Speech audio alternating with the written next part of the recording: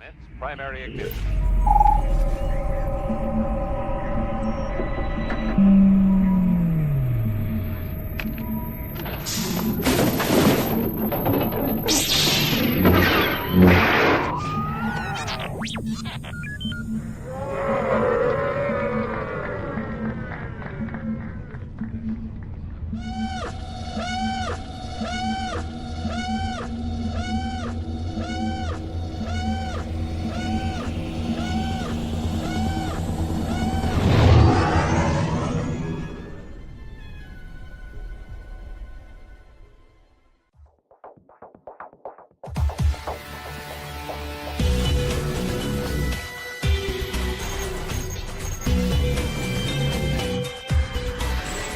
Find the more wretched hive of scum and villainy.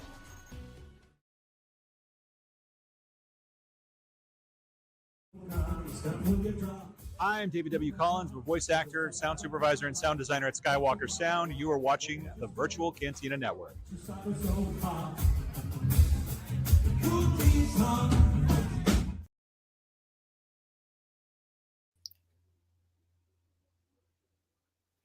Whoa, we are at the end of March Maulness in April. Finishing up in April. But we hit the we're past the final four. We're in the finals right now, people. Or as they say, we're in the end game. Hello, everybody. Welcome to another week of the Virtual Cantina Watch Along. Very excited tonight because we are watching some Rebels, kids, which is all good stuff. So Master of Rebels. Yeah, Master. Bringing in the big guns for the finale. Yep. Well, speaking of the guns are not out right now, but we got Mark. How you doing there, sir? I'll slide the arm up like this. There we go. There you Hi, go. everyone. Look at that. Looks like you've been working on that. What a fun time to watch everyone lose their minds for Darth Maul again and again and again and again. And we've been doing it for a month over here, and we've got the final three. His final appearances chronologically, because spoiler alert for episode 20, that'll be the third one we watch tonight from Rebels. It is where he meets his end. So this is the end of the line for Maul. He can't die. He can't come back again. Like how many times can we kill a man? Like somehow Darth Maul returned. That's when I abandon ship. If they try to bring him back again after this, although word is they're going to bring him back for more. It's been announced. StarWars.com announced today that for the first time ever, an animated show is renewed before the premiere of the first season. I'm not surprised. I'll be honest. I thought it was going to be a multi-season show anyway. So however they want to spin that to say it's been renewed. The investment in the show looks significant. The animation looks incredible. The voice cast is stellar. I'm hearing good things about the story. It obviously is going to premiere in less than a week. We're just days away. So we're going to find out for ourselves. And a legacy saber already been announced. Yeah. Look, people love this character. Darth Maul is enthralling, right? He's one of my favorites because he is so singularly focused on his revenge and hatred. Like, it's very easy to just tack on and be like, yeah, that's my spirit animal right there. Yeah. One thing was, if you remember back when the original trailer came out, and obviously you hear Duel of the Fates, and he brings up the dual-bladed lightsaber. Everybody lost their shit just in the trailer, and they're like, "This is the coolest villain of all time," and you killed him in like 5 minutes. Yeah, it was good that we were able to get him back for more, because Phantom Menace made you want more. And people, I think, were disappointed with how little we got of Darth Maul within Phantom Menace. And then people were mixed on him returning in Clone Wars because it was controversial and kind of didn't make sense. But then some of the best episodes of Clone Wars involve Maul. I mean, all the stuff on Mandalore is some of the best storytelling in all of Star Wars, I think. The Lawless is the highest rated episode of the series outside of the finale. So it's definitely saying something.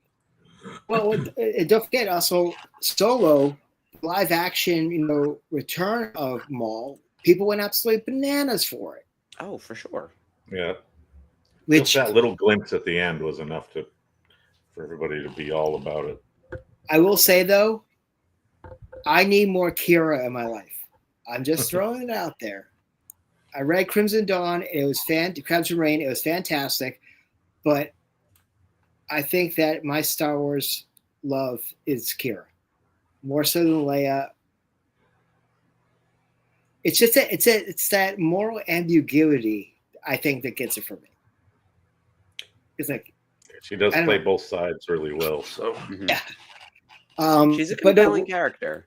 I could see them doing something with her, or at least putting the character in a book or something. And who knows? With the Darth Maul series that's coming out is set about a year after the events of season 7 of the Clone Wars. So we're still in the early phases of the rise of the Empire. So this would be before the events of Solo: A Star Wars Story.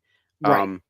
But it doesn't mean as the show progresses that we can't bump up against that and get some Crimson Dawn, maybe get some Kira. Who knows what the time jumps are going to be? And you know how Star Wars is. They're constantly jumping around the timeline. I could imagine even a structure where we're flashing forward. And again, like we're watching the chronological end of Darth Maul tonight, but this new series is set way before. So we're still getting new stories. And I'm hearing rumors he's going to be in the Ahsoka show. Like, ooh. You know, who knows? Interesting. Hey, I'm all for it in whatever capacity it is. I'm all for more Stan Whitwer in any sort of capacity. I mean, I'm loving the fact that the trailer, we see him slice through the ATST like Starkiller. That was cool. Yeah. So evidently, Starkiller's elements have been sort of popping up in a lot of places ever since. Well, then. According to David W. Collins, who you saw earlier today, he said there is a lot of Force Unleashed Easter eggs sprinkled throughout this entire show. Oh, cool. So, very, very excited about that. It looks really good. I'm excited. We got new Star Wars. We got a lot of new Star Wars coming out. We have a lot of new everything happening Star Wars, between, obviously the movie, which I'm willing to say they're going to wait until probably a week after Maul premieres and then put tickets for the movie out because they don't want to cross-contaminate one versus the other. Because usually tickets would be out by now. Right. Once the show started, because usually it would be out by now. Mm-hmm. I think they're waiting for this show to go out and then they'll launch tickets for the movie. Makes sense. Because just like we'd be 6 weeks out at that point. So that feels like a good time to put tickets on sale, I think. And then maybe, let's talk about right now. We are right now 364 days away from Star Wars Celebration.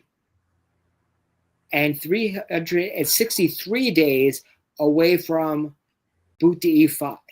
Mm-hmm. It's going to be here before you know it. It's absolutely crazy that we're all talking about that. Obviously, our prediction here at VCN is that sometime after May the 4th, before the movie, is probably when tickets will probably go on sale because it's a good lull in between the two. It's interesting that a lot of the shows previously had gone on in this last week or so. Right. But yeah. But we're also gearing up because in 2 weeks, as I said in Total Recall, we are going to be back with another news desk. Mark and I will be back with the guys from Rebel ScumCon to talk all things Boonta Eve Texas 2. Mark, you know what we're doing for this event, and obviously Jeff's doing a lot of graphics, but you know what we're going. How much are we raising the bar from last year? Yeah, I think people are going to be really excited about the guest list coming for Boonta Eve. I mean, the guest list on Rebel ScumCon alone is incredibly exciting, and I feel like should be enough to compel people to buy their plane tickets and get their hotel rooms. By the way, hotel rooms are sold out, so you got to go to the other one. That's how popular it's become. There was a lot of FOMO in the air about Texas after how successful it was last year. And we know that people are coming with expectations. Boonta Eve was spectacular last year. And we do plan on raising the bar. I love the list we have of guests. It's locked in. It's so excited. Like the graphics, Jeff can tell you. Jeff made those graphics. He can tell you that guest list is set. It's a good list, right, Jeff? Oh, it's a heavy list. Yeah, it's got some great people on it, and some at amazing prices, which is like astounding to me. So I'm gonna have to round up a few things to drag with me to Texas for sure. And I can say there's going to be at least 2 guests that you guys are going to watch our stuff and see how the hell did the VCN get those 2? There's at least 2. At least 2. I also think the way we pulled the guest list together this year feels so intentional. Like there's a group of people who make perfect sense together.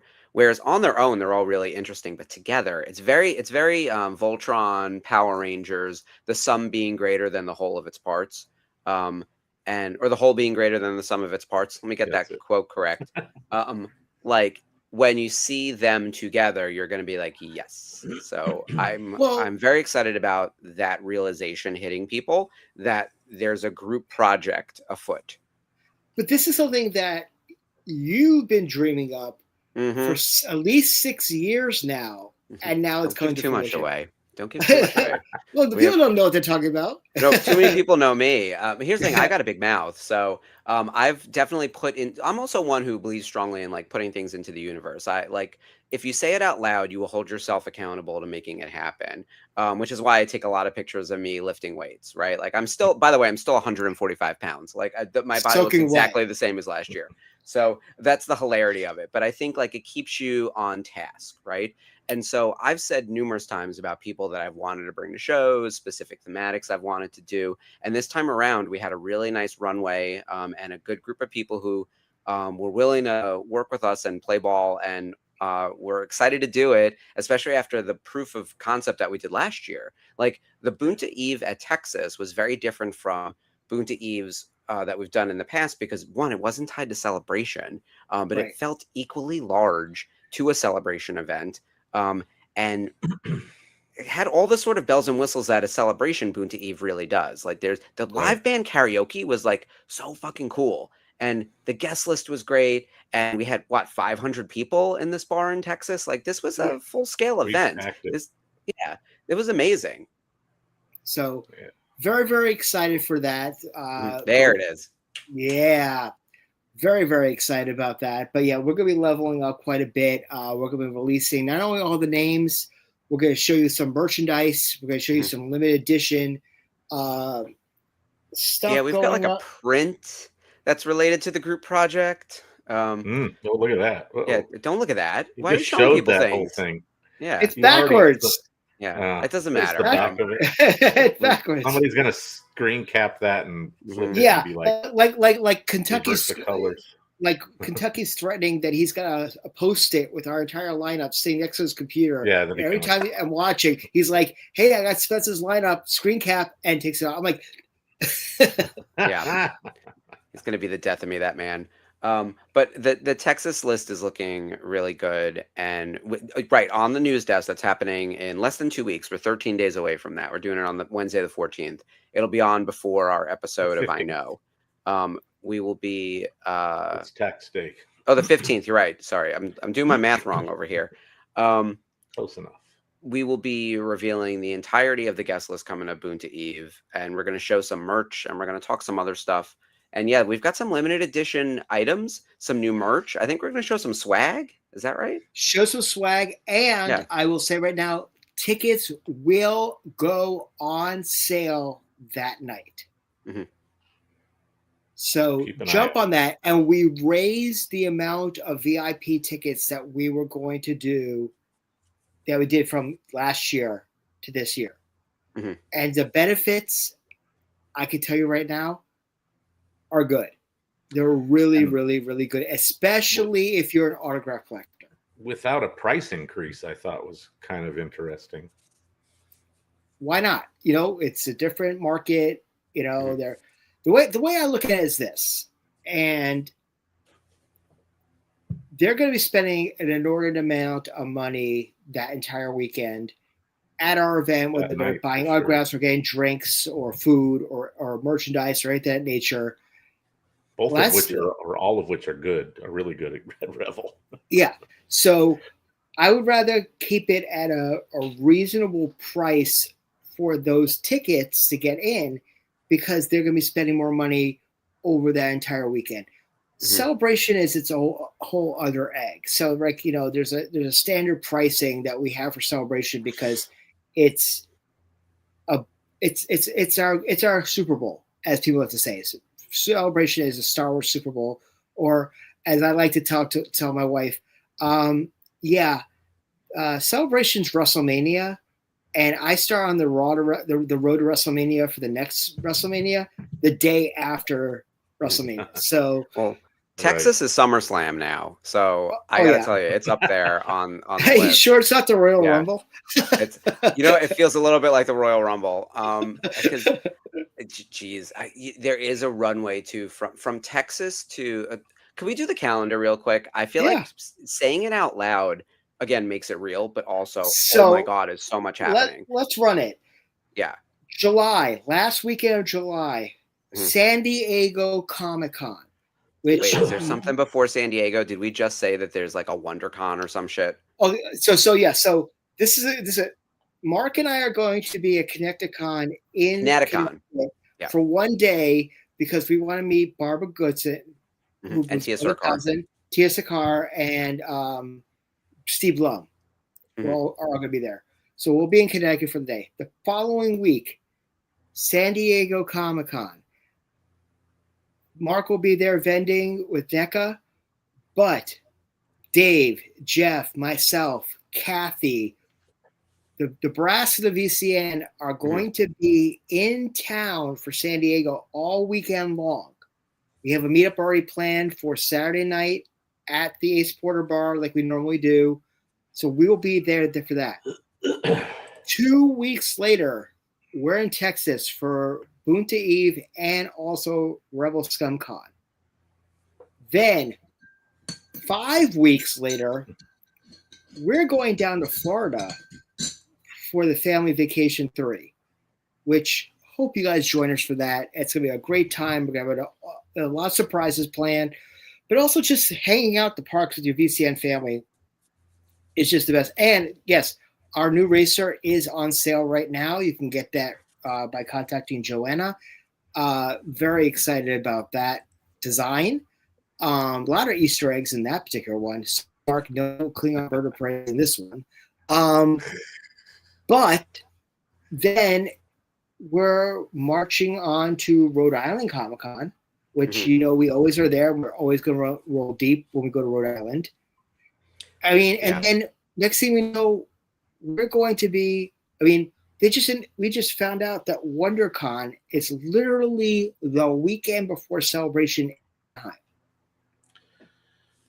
So we're going to add to our website just a list of all of these upcoming events. I know we have event pages on the Facebook page. We're going to add all these dates and everything on the Virtual Cantina website, along with like a general description of what we're doing. Like San Diego Comic-Con, we're not vending, we don't have a table, but we're showing up in force and there's a meetup, right? Like we're going to have all of this basic information added on our socials and website and everything. That way you guys can keep tabs on us, because we will be busy starting in a few months. And it is just a straight line from basically San Diego Comic-Con 2026 through San Diego Comic-Con 2027. It is just like let's just say it's Rebel Scum 27. Yeah, Rebel Scum. Yeah.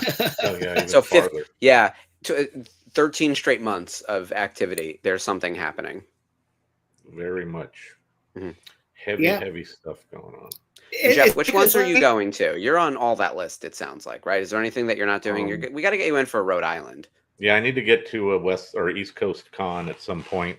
You never know when that might happen.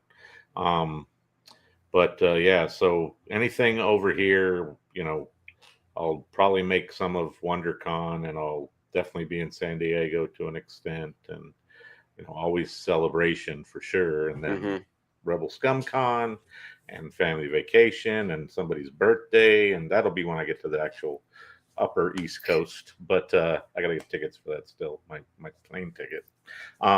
Anyways, so there's a lot going on, and I do make a lot of local, smaller cons when I can. There's a couple coming up here. We have Comic Con Revolution in Ontario. We have LA Comic Con later in the year. We have Long Beach Comic Con, which has got an interesting lineup this year. They announced John Morton will be there, so I need to get out and say hi to him. And so there's stuff. Yeah, I love a small con. Like this KENNOOOOBBIIIII that we're going to. It's me and Spencer and maybe Ashley. We got to see like who's going to be around. It'll be like a day trip essentially to meet like 3 or 4 people. I think the tickets are like $50 if that. I love those type of small scale shows. Forgot Fan Expo Special Edition Anaheim. So I was able to get a 3-day badge for that for like less than $90. I was amazed. But it's also the special first edition. Yeah. Gimmick and infringement. Only announced one low-end actor so far, but yeah. Isn't that Mark stupid movie Corvette Summer? Oh yeah, amazing movie. But yeah, there's a lot going on all over the place. So no, we're gonna be very busy. We hope to see you at all of our events and spend time because, quite honestly, the most fun we have at anything we do is the time we get to spend with our VCN family, and it's more so than anything else. Is just a chance for us to hang out. Yeah, we were talking, I think, in the happy hour the other night about like the motivation for things like Celebration being beyond just Star Wars, but also the opportunity to interface with people that you don't see all the time. But you have this shared interest, and you end up going to things like Celebration, and then being able to hang out and just kind of have fun together is a great perk. I try to explain this. I try to explain this to some people, and even to my wife. I'm like, I have normie friends that live within, an hour, 2 hours of me. But I'm more excited to spend the money to fly and hang out with all you guys than I am to drive the extra hour or 2 hours. Yeah. Just because, whether we go to Skip's house, down, in Asheville, or that was just fun. immediate, Mark lives like 30 minutes from my parents' house, so I'm in town. It's like, hey, I'll just jump on the train and I'll meet you right by the Long Island Railroad, and let's go grab lunch, kind of thing. It's kind of like we enjoy spending time with our VCN family, and then Celebration just becomes like, wow, now we're all together in one room. Well, that's one thing that ever since the first Celebration, I've met up with people that I've known online for the most part, for the first time in person.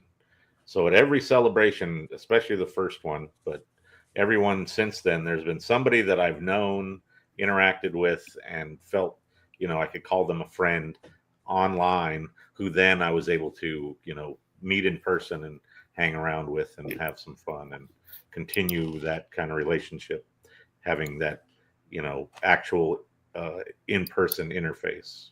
I mean, Andrew Summer just posted in the chat right now. It's a great comment. Is that the meetups are the reason he goes to Rhode Island? It's not the con. Yes, Rhode Island Comic Con has a great Star Wars lineup. It always has a great Star Wars lineup. But Andrew, you've been to the last 2 Rhode Island to come to our hangouts, and we appreciate that. And I know that he's also going to be coming down to Rebel Scum this year as well. Cool. So very, very excited about that. But seriously, if there's anything we can do, obviously, once information starts to come out hot and heavy, people are already asking about hotels. People are already asking about the tickets. It's going to pick up, and there's no one better, honestly, than the members of the VCN to help you plan out your celebration time. I always used to joke that we did a lot of the work to try to train people how to have a good celebration. And now the members are passing that on, and we're just watching it. Like Bruce been around for 10 years now, and it's a staple for Celebration. It's pretty remarkable what we've accomplished, not to toot our horn too much, in 10 years. Yeah, it's become definitely a a big part of the overall celebration, as it were. So, Yep. I just looked at the Kineticon website again. Yep. Robbie Damon is going to be there. You know, who plays the fifth brother, or not the fifth brother, Oh. the eighth brother in Rebels. He's only in one episode. He's like big in anime and voiceover and all that kind of stuff, but he doesn't do a ton of conventions. And every time he's been somewhere, I've not been able to meet him. So he's a must-do on my list. And I gotta hand him a card to be like, come do our show. Yeah, we'll do a special Rebels Revisited interview only or something. So it was funny. I saw a list the other day of all the Inquisitors because I was trying to look at some pictures, you know, of certain ones, and I was just like amazed. Like, well, half of them are like animation. There's a couple of video game ones. There's obviously some live actions. We got a lot of them now. Yeah, it's pretty cool. Quite a few. And Tom had a great comment in there. It's like, well, to be sending your friends everywhere. No, you have family everywhere. VCN is your family. But I digress. You can do a nice size meetup in Connecticut. For anyone who's keeping tabs, Tia Serkar, Steve Bloom, Robbie Damon, and Barbara Goodson are all going to be there. There's a little bit of a thematic there with Dark Side and the Mandalorian of it all, Rebels and Clone Wars. But as you saw right there, there's at least 2 shirts that you can wear Rebel ScumCon in there. One, obviously, our Semantics t-shirt that you can wear from Manny Jacinto. But also, there's another shirt in there that that's definitely going to be, that's a ha-ha. I'm not going to go into that. But our Fanboys t-shirt for the Fanboys reunion that's going to happen there. But we're going to be starting in the next 3 minutes or so. But let's talk about, I mean, that's awesome. I think that's going to be a great reunion with the 3 of them and Kyle Newman, which Kyle Newman's going to do, I think, a talk about Disturbance in the Force, which is the documentary about really cool. The holiday special. But let's talk about, I think it's a get and a half for Rebel ScumCon. John Boyega. Like, to me, that's that's wow. Yeah. How much do you guys know about my John Boyega story? I don't know if I know. I'm not sure. It sounds familiar, but I can't remember exactly. We signed a really comprehensive autograph deal with him when I was at Topps back in like 2018 or right when like Force Awakens first came out. Like he was in the first set, so it must have been 2017 actually. And he signed a ton of cards for us and stickers too. Was Force Awakens. No, was that right? 2015? Yeah. Oh my God, that feels like 1,000 years ago. Yeah, you're right. December 2015. 19 was Last Jedi. I'm trying to think of when I went over there. So he signed autographs for us. So when it came to Force Awakens, we had a very limited autograph list for the first wave of product that hit in December because we didn't know the full, list of all actors that were going to be in the film, and we had a very tight list. John Boyega was our first like name on the poster new person from Force Awakens that we were able to get to sign autographs for us, which is very exciting. So he was in that first set, and we had a really big deal with him. And it was a gigantic deal. And so he signed a ton of cards and a ton of stickers. And then as we expanded into autographs, photos with the Authentics license, we had to go to his house in London to do the signing. And so I went along with one of my coworkers from England who came also because he was based out there. And then one of the representatives from MLB, Major League Baseball, one of the authenticators. And we brought boxes and boxes of photos. It was crazy, like 8x10s and 11x14s and like all this kind of stuff. And we went to his actual house and sat there for hours as he signed autographs for us. He was so nice. And at the time he was working on, he was checking a trailer that turned out to be Pacific Rim because, he was a producer on that movie. So he was not editing, but giving feedback on a trailer that was coming out. And then we were talking all things Star Wars. His mom showed up and brought baked goods. It was so wild because we were just hanging out in his house all day. And he's just signing like a madman because we had so much stuff for him. It was wild. But he was the nicest host. And he signed something personal for me and then something for Jason and for everyone who was there to help and everything. And I remember thinking, this guy's going places. He has so much charisma in person. He was so easy to talk to.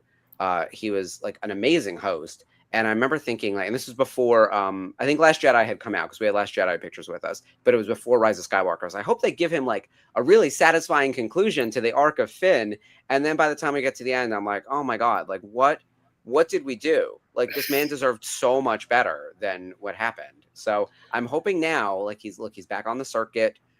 There's rumblings that he might be doing something official with Disney. Like I need to see closure for Finn because John Boyega deserves it. Like as someone who spent hours with him, like I can tell you this guy's fantastic. Maybe Maul will run into him. Maybe at this point, I mean, like it's certainly possible. Like I can't wait to outlive all of us. I can't wait till you get to see him again after all this time. So yeah, I can't imagine he wouldn't. He wouldn't immediately recognize me, I don't think. But if I'm like, hey, I'm that guy who came to your house for like hours with boxes and boxes of photos with the guy from Major League Baseball, he's gonna crack up. He'll be like, oh God, that. But yeah, it was insane because we also had him signing like different ink colors and sign these cards and sign these photos. You know how these things go. Yeah. And then you're cataloging all these pieces. It's an undertaking. I give all of those reps who have to do card signings and photo signings and the authentication, all that stuff. I give them a lot of credit. It is a beast to do. Right. But anyway, we're about that time right now. So why don't we get started with episode 3 of season 3 of Rebels, and we'll continue the conversation. So please queue up your Disney Plus machines to season 3, episode 3. And whenever you're ready, Jeff. Here we go.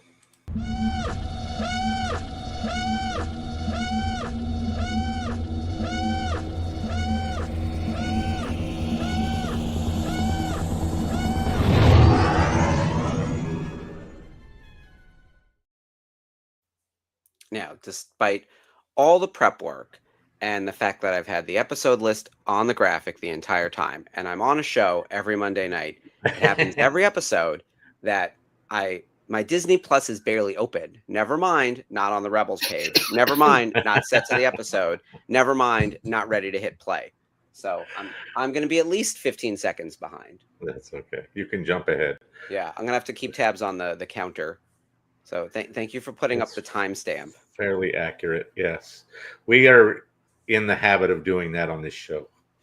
It's so easy to just be like, oh, we're talking. Because I also came with a couple bullet points that I wanted to cover outside of Star Wars because it's been a really big pop culture week. We had 2 major trailers drop for licenses that I work on, so I'm particularly like dialed into it. But I think like broadly, like the summer blockbuster season is upon us, and we just got a trailer for the new Supergirl movie, which I thought was spectacular, and the new Masters of the Universe movie, which I also thought was really good, more of a general audience kind of trailer. So, and they both hit on Tuesday to not be on Wednesday for April 1st, like, which I thought was smart. And the new Spider-Man, when was that? That was like a week ago at this point. That's a week ago. Yeah. And which already feels like old news, doesn't it? It's like crazy. And I also want to plug season 2 of Daredevil Born Again is fantastic. Yeah, I need to watch that. There was 2 episodes this past week. So that's coming out weekly, right? Like it's not all dropped at once. Daredevil. Correct. I'm behind. Like I just have not been keeping up. Yeah, so they dropped to 2 episodes a week. Yeah. Matt Murdock is wearing like way too much clothing for me to stay focused. Like I'm like, they're not doing enough to lure me in. Like at one point Arrow kind of knew what they were doing, and they were like, there were posters all over New York City with Stephen Amell and the rest of the cast of Arrow just like shirtless for no reason. And I was like, what show is this? And it was they were already in their 3rd or 4th season. I was like, oh, that's that Arrow show. Why is no one wearing their superhero costumes? Right. And I was like, oh, right. They're like gay baiting the audience. Daredevil could do a little more of that. I would say like, you have Matt Murdock as your guy. Like, what are we doing here? You're going to want to watch one of these new episodes. Oh, is he shirtless at least once? Like, yes.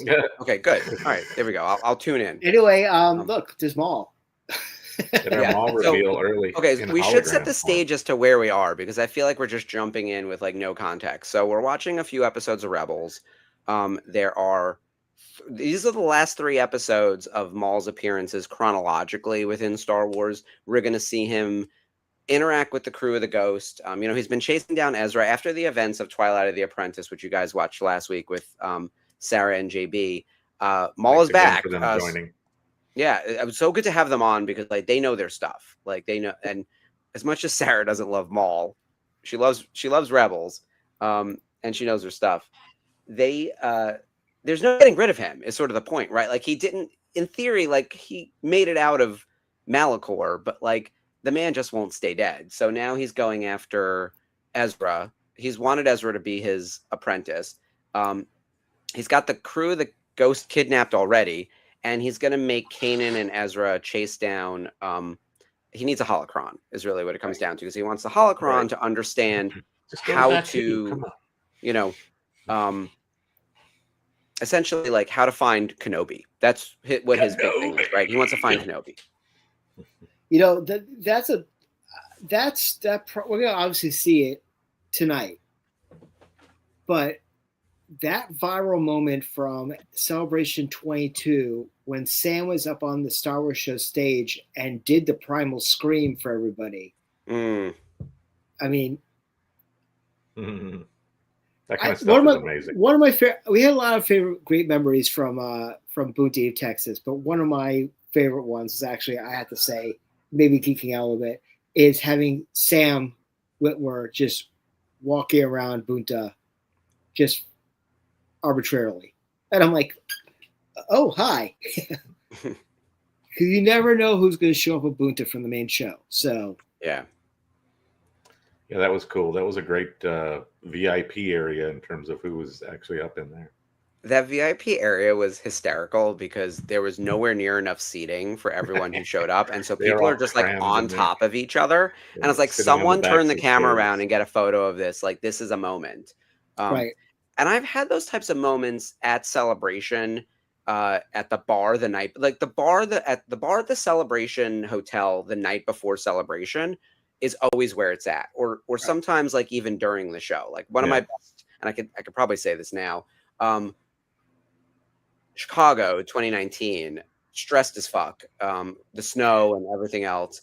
But we had one night where I was like, I'm going to the bar and I'm having a drink, and everyone just like sort of huddled around, and Christopher Sean was there, and Mark Dodson, who we loved, everyone, and we were just having like a grand old time, and we are all smoking I don't even smoke, smoking cigarettes outside on, and it was just fantastic.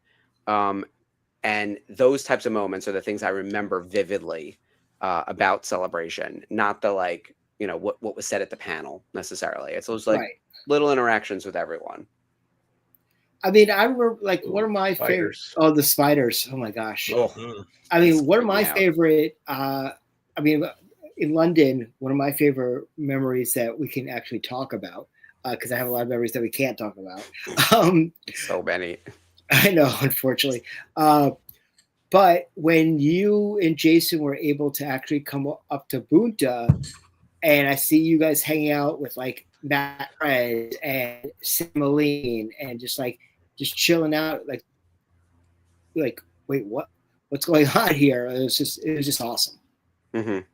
That being in the VIP zone at that was Cantina, and watching Ash from the screen. I actually wanted to go down onto the floor for that, but I was like, I'll never find my way back up. Like I was not capable of being able to go down and then come back up. Like that was not going to work for me. So we stayed safe in the VIP zone, but it was, oh man, what a night. Like I still have like flashes of random memories from that crazy night. And just like stupid things that people were saying that like stick in my brain. And then I was looking at photos on my phone very recently because I needed to pull up something from London, weirdly enough.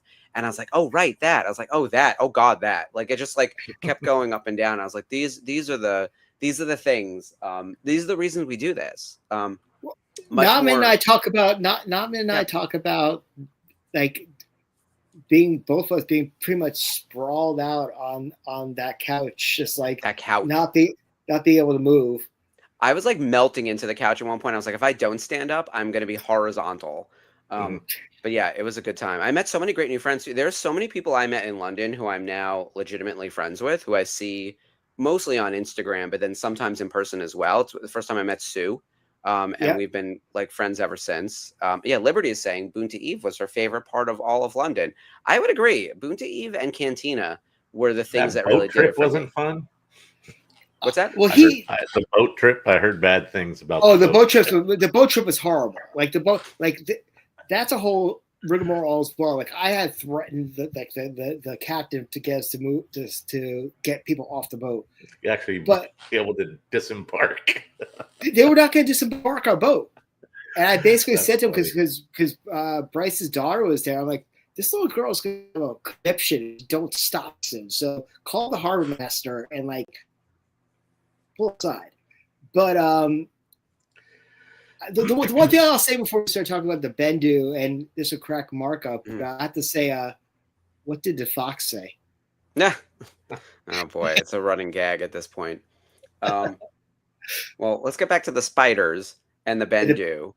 But I love that the Bendu plays such a big role in season 3, and like there's so much weird stuff in Rebel season 3 that shouldn't make sense but does. Like Thrawn, the Bendu, Maul, and all of this like feel very hodgepodgey. And there's obviously a few different streams, and they don't all fully connect, but like they work. Like Maul's story weaves in through the larger thematic of Ezra struggling with rejecting the dark side. Like one of Ezra's main thrusts in season 3 is he has to really reject the easy path of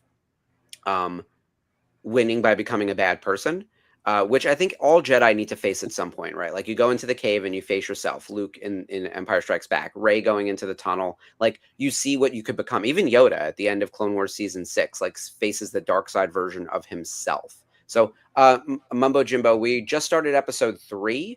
And we've got the counter up right there. We're 9 minutes, 51 seconds, just about 10 minutes in. So we're halfway through episode 3. Maul is holding the crew of the Ghost hostage, while Kanan and Ezra are dealing with the Bendu to get a holocron.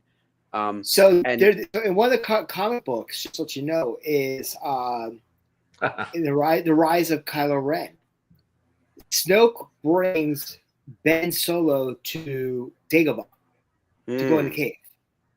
And what he confronts is his parents.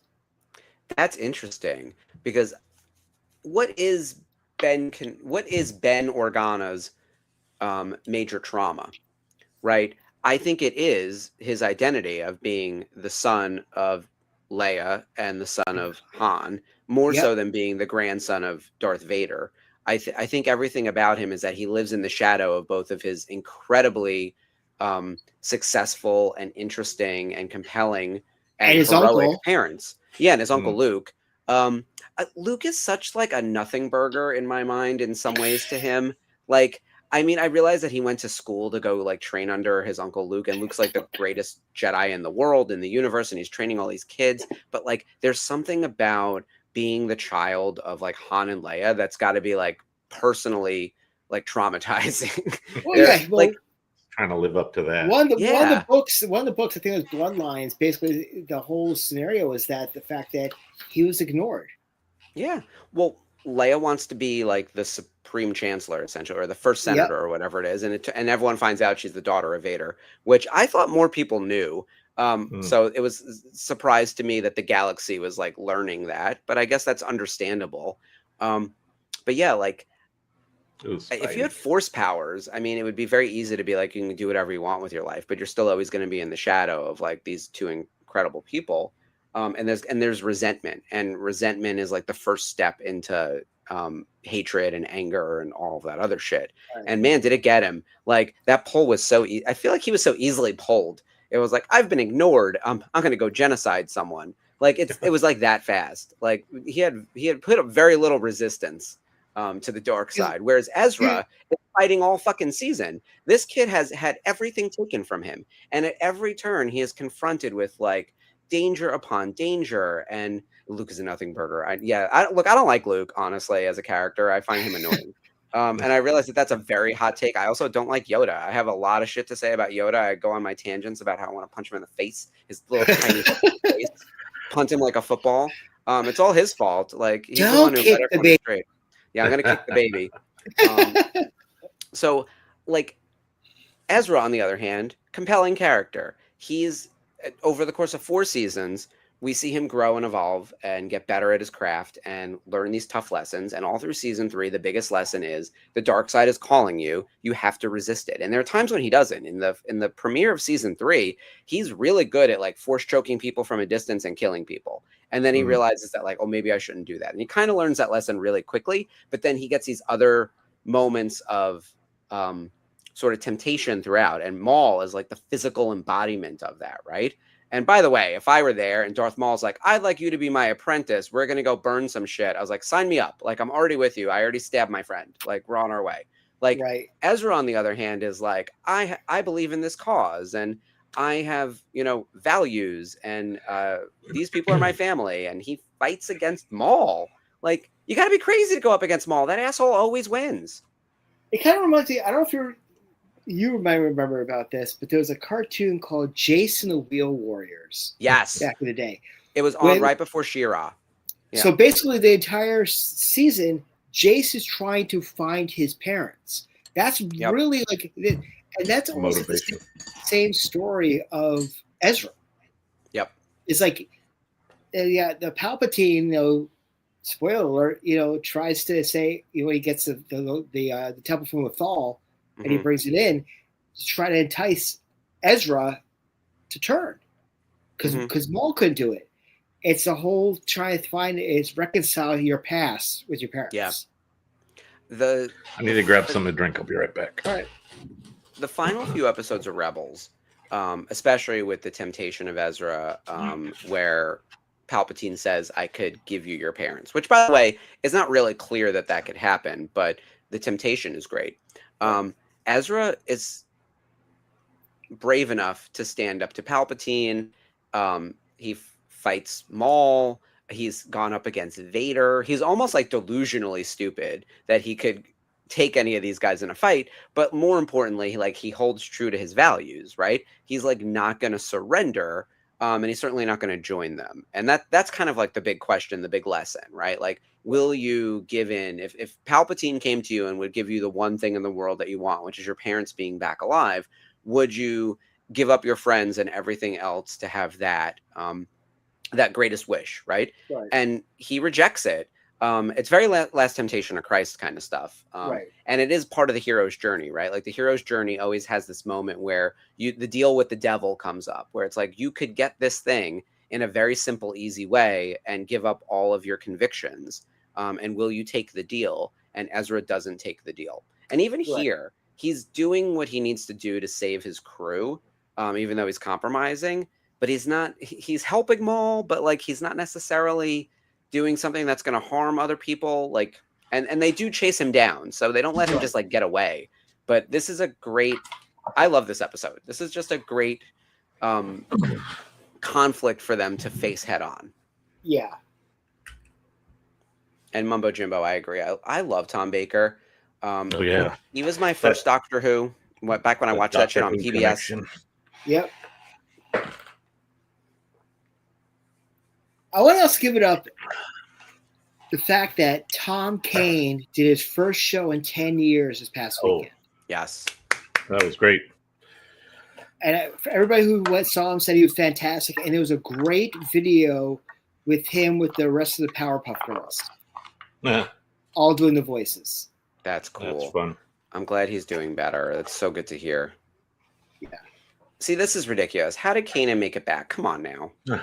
Have you seen Last Jedi? I know. That's stupid too. At some point, we do need to acknowledge that certain things actually take you out of it. Like, Kanan shouldn't have survived that. He should have never been pushed out of the airlock, because you can't come back from that. Like, right. Yeah. Liberty, my doctor is actually David Tennant, who is also in Star Wars, but I love Tom Baker, and I think he's possibly the most important doctor for the franchise, because he introduced Americans to Doctor Who through the lens of PBS, and he's also the longest serving doctor. So you can put him up there as like the most important classic doctor, maybe along with the first one, who of course launched the series, and then David Tennant being the face of modern Who. There's definitely, if you're doing a Mount Rushmore, it's like Tom Baker, David Tennant, William Hartnell, and then whoever you want in the 4 spot. Maybe it's just a trio.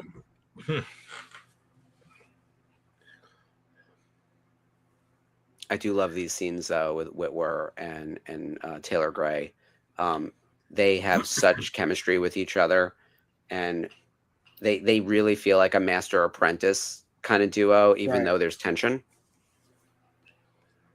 Taylor, who's a dear friend of ours. Mm-hmm. He's also my favorite individual autograph at the moment. Not that I usually rank those types of things, but he signed my Ghost. I brought a panel of my full-size HasLab Ghost down to Texas last year and had him sign it and then clicked it back on. And I'm thinking I may continue that. I think you need to bring it with us to Connecticut. Yeah, I think so too. I mean, what's funny is I've got the poster because I'm in the middle of things, and Tia Surkar's not on this poster. She's the only one from the main cast that's not currently on here yet. Because to get her on those two pieces, then. Yep. So I'll put it on here, and then maybe put her on my Ghost, and then when I see Vanessa next time, who I love Vanessa, one of my favorite people. Steve will be there as well. Yeah, Taylor is Mumbo Jimbo. If you have not met, it sounds like you have, but if for anyone else, if you've not met Taylor Gray, last year.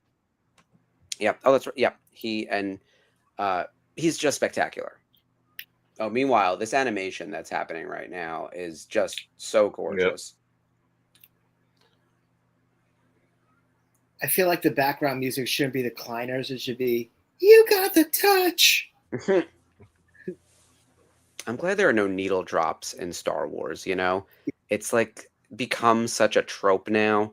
Like you watch a movie and then all of a sudden there's like a bam and then a song that everyone knows, and it's bad enough that it's in trailers. They've gotten into that a little bit in recent years, but they usually do a good job to kind of hide it.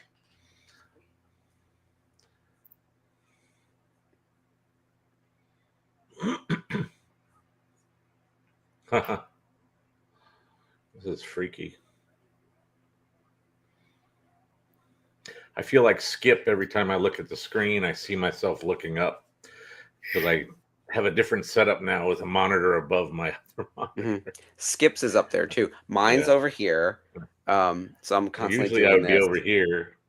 Yeah, every now and then the JPEG auto takes the picture and I'm looking this way like this. So I'm like, like typing or some shit. Yeah. Those automatic thumbnails will do that.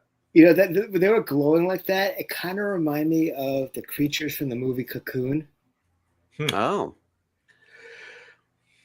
Wilford Brimley was like 47 or some nonsense in that movie. I know. He looks like he's 112. It's unreal. Yeah. We're all there was older a whole than meme where they had photos of a bunch of like classic 70s and 80s actors that played really old characters, but were all like in their late 40s to mid 50s. And it's like, I'm as old as these people, and they seemed really old when I was watching the show. And he's talking about his diabetes.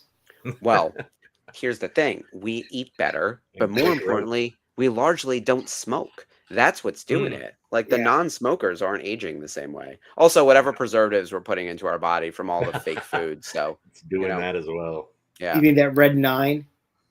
Every color. Yeah, I don't even know. Is it even? They'll change it to be red 10, and we'll be on our way. Right. But it's a mess. So Twin Sons was name dropped in this, which is cool. So it's where we're headed in episode 20. So we're on the path. Okay, that's the end of the episode. We should just skip straight into 11 now. We don't need to watch the credits. So I'm going to pause at the cast list so we could just talk about the cast list quickly. Oh, good call. Okay, so no, I just paused, but yeah. Anyway, I would pass it, but we got all the usuals in there, so I was very happy seeing that. And while we're on the pause, we're going to queue up to episode 11, which is called Visions and Voices. I just wanted, like, it's just amazing. And I keep on talking about this, and we talked about the VCN family, but seeing how the family has grown. I mean, last weekend alone, we had 2 meetups at the same time in 2 different time zones. Jeff, the WonderCon, he had a couple great meetup people there.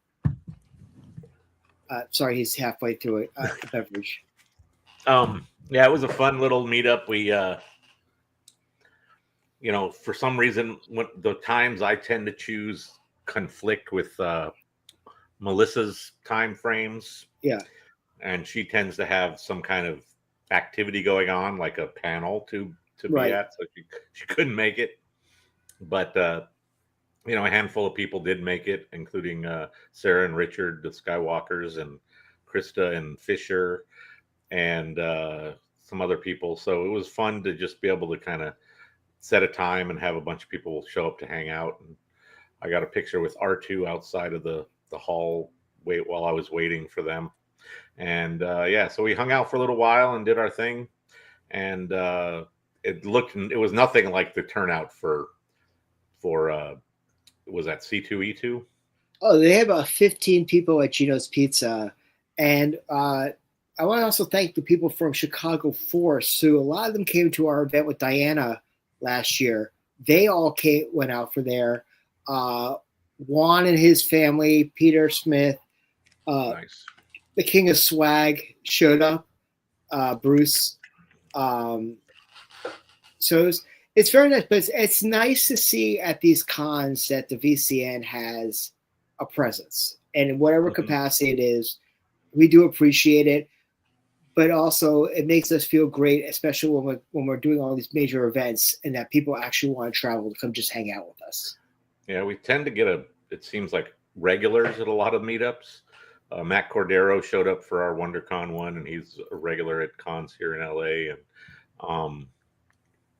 And so it's always fun to see people that you don't see, normally otherwise, except for in passing. Like I had happened to see him while I was wandering around outside trying to get a little video of the cosplayers prior to the meetup.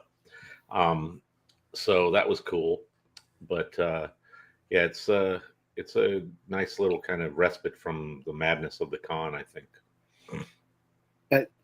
I'll take everybody. But Mumbo Jim says, speaking of Wilford Brimley, he remembers watching the Ewok Battle for Endor 30 times on a TV VHS tape at his parents' house. Hmm. I actually I loved Battle for Endor as a kid. I actually saw so Eric Walker did a signing here in New England last weekend, and I went to one of our aged friends, Dominic's birthday party, and Eric just walks in, which was it was nice to see Eric, and he had nothing but great things to say about our Texas event last year, so we do greatly appreciate him, and just running into our VCN family.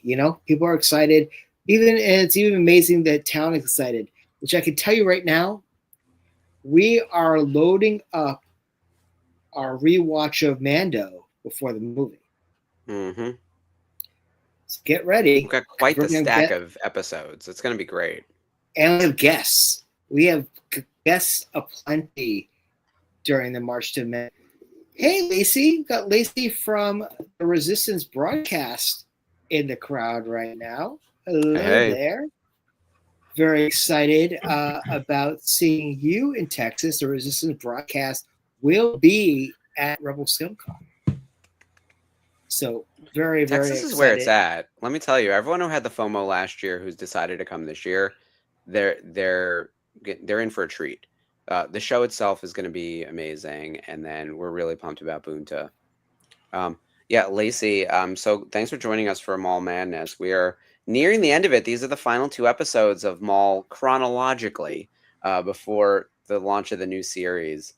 And then we kick in a Mando next week. So we're doing 2 things at once, right? So we've got the Maul after show is coming out every Tuesday. So John and Mike and Bryce are going to be covering all things Maul Shadow Lord every week, covering the double episodes. And then on the Thursday night watch along, you guys are doing the Mandalorian rewatch with a bunch of awesome special guests. I'm so excited to rewatch some Mando because it's been a minute for me. I've been watching so much other stuff, and I actually kind of need a refresher before we get into the movie because I don't even remember season 3 all that well. Like, I remember they went to Mandalore. There's a lot of Mandalorians in season 3. The Darksaber explodes. Bo-Katan goes crazy. Lizzo's in it for some reason. Like, there's a lot of random stuff. Like, yeah. By the way, that episode is fine. I hate that people hate it, but like, it also gave us some great memes. I mean, Jack Black in a Star Wars is just funny, like full stop. Yeah. So Yeah. I also want to plug on that the Resistance broadcast is going to do their own Maul show. It's actually called I'm Just Maul. It's I'm Just Ken. Oh, gotcha. Yeah, he is he is the main character energy, let me tell you. Maul really thinks he is top billed in all of Star Wars. Like Star Wars is his story about how things didn't go the way it was supposed to. So that tracks. But very excited. But anyway, we're about to watch episode 11 of season 3. It's called Visions and Voices. So please get your D plus machines all queued up. And whenever that we're all queued, Jeff, do 10 second. Episode 11, here we come.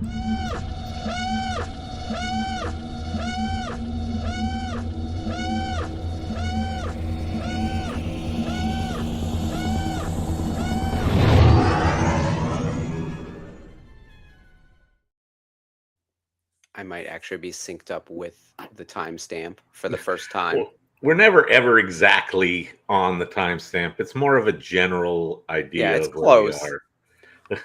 I give myself like a good 10 seconds in either direction. This one, I was like, I hit play at the play. The episode was ready. The little thing didn't swirl. It was a miracle. There you go. That's what screws it up is when it tries to buffer when you hit play. Or when my internet's not even open. When I'm like, oh right, we got to do the watch along on the Disney Plus. So I got into Rebels late, honestly, myself, because I really didn't watch it. And then I binge watched it before my first celebration was 17 Orlando. So I actually went to the panel where they made the announcement of the final season. Mm-hmm. That was my first real experience with Rebels. Who was on that panel? Filoni was there, right? It was Filoni. So Filoni wore the Ahsoka Lives ? And then went to the back and changed his shirt to the exclamation point. Mm-hmm. But that's when they also announced Warwick Davis as Rook. That's right. Yeah, I forgot about that. He's in it for 4 or 5 episodes toward the end. Rook is a very different character in Rebels. And then Zeb kills him. Yeah. Not the best character arc for the Rook that is in Rebels compared to the Rook that was in the books. And I know people feel a certain way about that. That withstanding, I think the final episodes of Rebels are some of the best in all of Star Wars. Just, they really stuck the landing. Every character got a really compelling conclusion to their arc. People ended up where they needed to end up. And I thought the creative way of removing both Ezra and Thrawn from the chessboard really worked. And boy, did they fucking surprise us. I mean, no one saw the whales coming. Like, I was a licensee at the time, and I was like literally in countdown mode. Like, I had been so engaged with Rebels that during season 1, I was giving away trading cards on Twitter on behalf of Tops. Like, as we were doing Friday night watch-alongs, like I would plan my Friday nights to be home for the live broadcast on Disney XD and go out afterwards. Like, that was my Friday evenings, right? Like, I was in it when I was in it. And then season 4, as we were getting into it, I didn't know how they were going to end the show because they wouldn't share anything with us. And rightfully so. You don't want anything leaking. But man, did I not see it coming. And then even when I watch it back, there aren't a lot of breadcrumbs that bring you that way. It would be impossible to guess.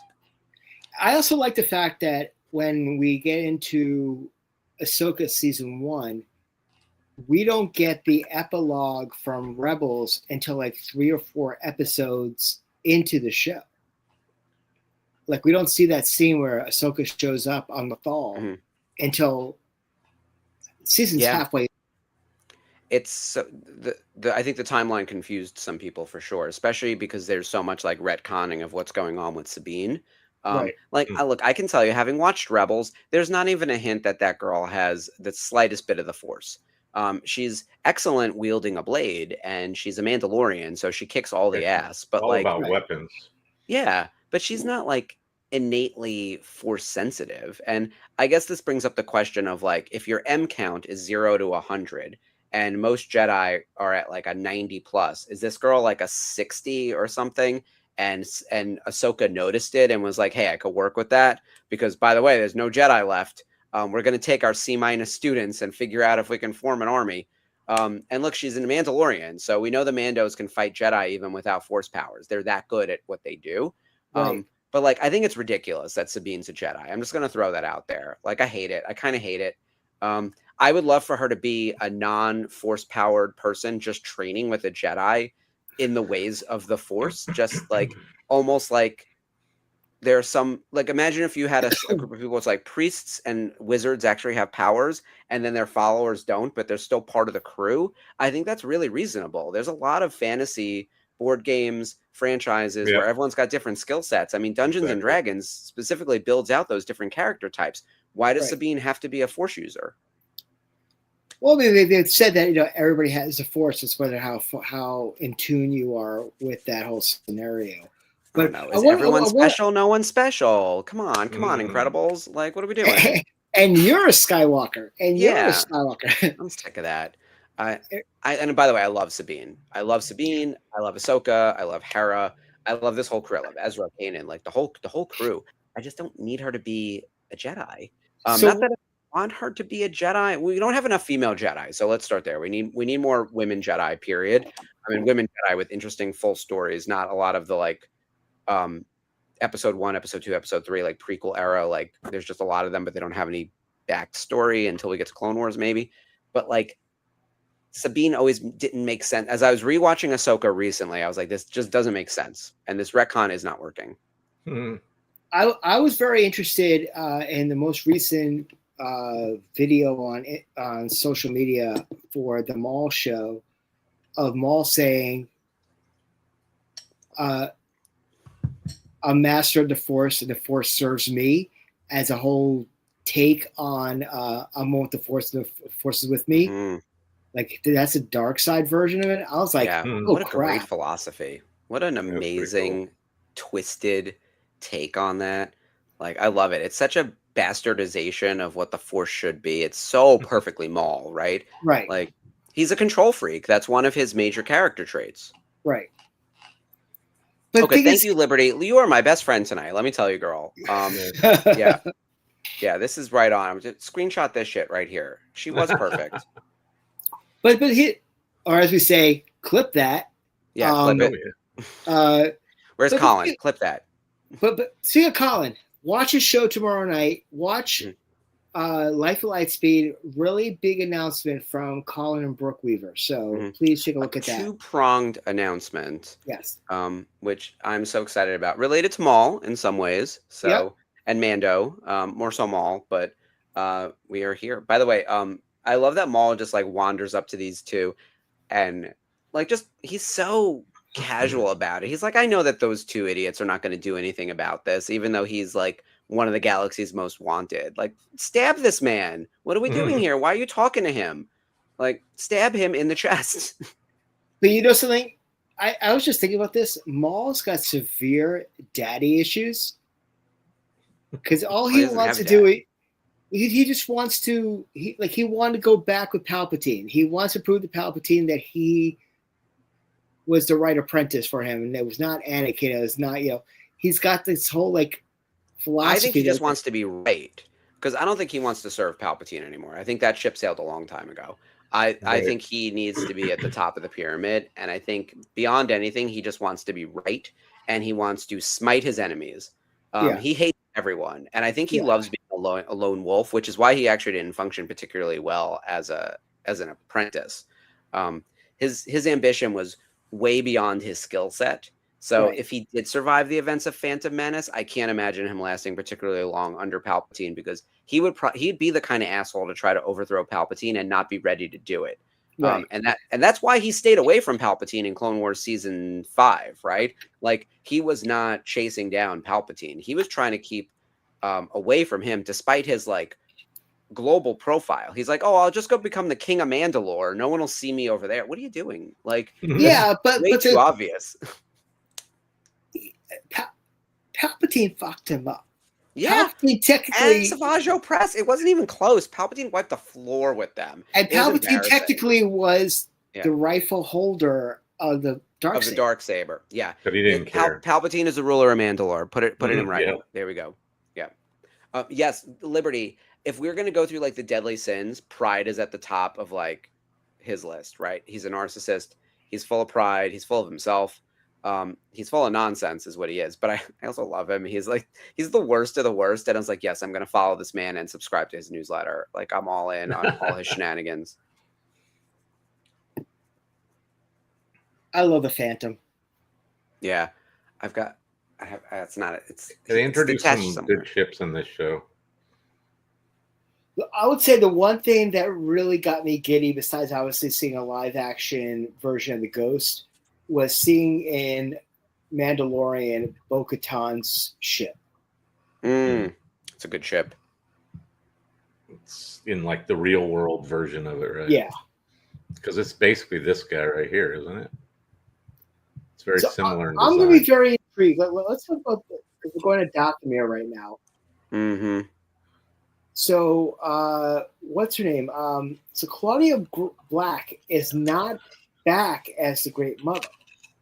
Yeah, they've recast. I saw Recast her. So, if I was going to cast it, and I'm just going to throw this out there, Helen Sadler. Ooh, that would be really interesting. She's an amazing voice mimic too. Like she does Rey in all of the like Lego and video games and all that kind of stuff. And she's voiced some other characters across animation. She would be a really good voice mimic for that for sure. I love Dathomir, and I'm excited that we're probably going to go back there in live action in the Ahsoka show. Ahsoka season 2. I have so many thoughts about what's going to happen with Ahsoka season 2. We should reserve some time to talk about those theories. But while we're doing that, yeah. I was gonna say is that my biggest theory of that whole entire thing is the only way that I see Ahsoka and Sabine getting back to the core galaxy, if you will. If you want to say core galaxy, yep. They're gonna have to do the war between worlds. Yeah, that's the only way to get back. Pipe. It's the warp whistle. It's the warp pipe. It's the Zelda flute. It's your only way back. I just want to say hello there. Oh, hello, Steven Stanton. Hi. Welcome. You have joined at just about the right time. Thank you for joining us tonight. Yes, we are almost 12 minutes into episode 11 from season 3. So please stay on for the next episode because we have a lot of conversations and questions to ask you. Yeah. We are imminently approaching Twin Suns, which is so exciting. And we got quite a number of people in the chat and watching along as well. I know that we were talking about the Resistance broadcast a few minutes ago. And Spencer, you said that they have an after show as well coming from Maul. Remind me of the name. It was something very clever. Oh, it's I'm Just Maul. I'm Just Maul, right? I think Lacey's still in the chat. If you can put in the chat when that's going to be airing, we'll put it up on screen for everyone so they can make sure they watch along. Hello, Steven. So Steven Stanton, best known probably for Tarkin from Clone Wars, as well as I think it was 50 characters that you voiced in Clone Wars and Rebels. Everyone loves crazy. Tarkin. And that's how we first got introduced to Steven within Rebels. He will be in episode 20 doing Obi-Wan Kenobi. Although credited as Ben Kenobi in IMDb. So very cool to see. Steven, hello. Desert Hermit at that point. Right? I wish we could open up another screen right now and send Steven a link. That's just me. Yeah. We need to create a variation on our overlay and leave a space for unexpected guests. Special guests next time. Yeah. Ben Kenobi. We do appreciate it. Yes. We do greatly appreciate it. And I actually have on my wall over here the face-off between Maul and Obi-Wan signed and quoted by Steven and Sam. Nice. Yeah. That's a winner. Hi, Steven. Thanks for shouting us out. We appreciate your that. presence. These are some killer episodes. And we're nearing the end of the Maul chronologically, as I keep saying, because There's new another stories are shout out coming. for Twin Sons. Yeah. Yep. Yep. They're leading us there. We know where we are headed. One of my favorite, and I have to say this, I keep on talking obviously about how much I adore Celebration 19, and it's not just because of Mark, because we didn't know each other even then. That was a really good con. But it was a fantastic con. But I got my my Maul pop signed by Sam there, and I actually had him write "He Will Avenge Us" as the quote. And we had a 5-minute conversation about what I thought that whole scenario meant. And I'm like, oh, it's a throwback. It was a callback. Yeah, so you were the jerk slowing down my line. Probably. That man stayed so late to sign autographs because he was very chatty. But I remember at one point we were giving him some side eye, like, I need you to move faster, Sam Witwer. but it was a callback to Phantom Menace. Yeah. And hello, we have we got the Night Sisters. Okay, so Meredith Salinger is one of the voices, and I think Anna Graves does the other one. Anna Graves is Sabine. Yeah. And then Meredith Salinger, I believe, is Kanan. Where is it? I had this open, and of course nothing is where it needs to be. 6,000 tabs, and none of them are useful. Oh, Mumbo Jimbo, we got to put this up on the screen. Yeah, so Steven's performance as Kenobi is so interesting because it's somewhere between Ewan McGregor Kenobi and classic A New Hope Kenobi. You got to find that middle ground. Yeah, it is. It's not a specific mimic to find. You got to find the in between, and you can feel that it's somewhere there. Very subtle, but it works really well. Fits in perfectly.